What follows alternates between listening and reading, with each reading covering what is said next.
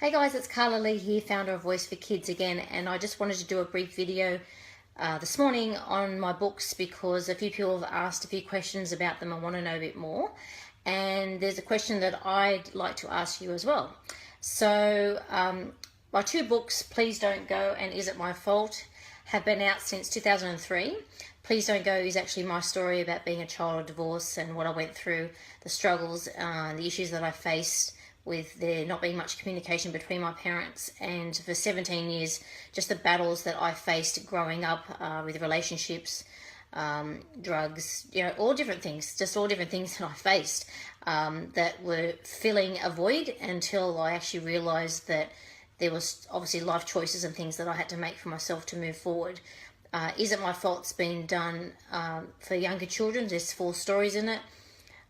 Mummy, please don't go, Daddy, please don't go, and she's my friend, not my mummy, and he's my friend, not my daddy. So basically, as you'll see inside, it's colourful. I've done the illustrations myself, and pretty much just goes through the different stories that children pretty much face when parents are separating.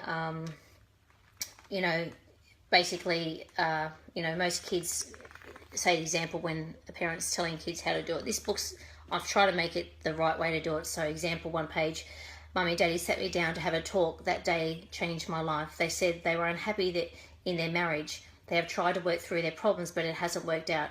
What does this all mean? And this is how kids think. And her feeling from that response is, I wanted to curl up into a ball and hide. I don't understand. Is this all my fault? And it just goes through different things, how kids question things, but it's done in a positive way to help you do it the right way. So if you've got children probably in primary school, a bit younger, like a story book, a lot of people that I know have read this to their kids, at night time just to have a conversation. But it's about opening the communication lines between you and your kids. And as I said, Please Don't Go's my story.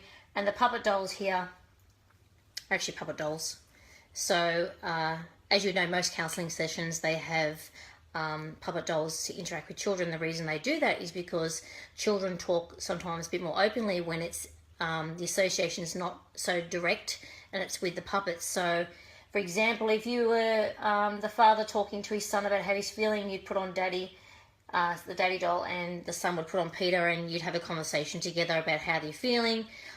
Be quite open, talking like you're talking through a puppet, because the children feel it's easier to talk through the puppet, but eventually the conversation would open up where you can actually put the puppets down and have a conversation together. So that's what you can get on voiceforkids.com.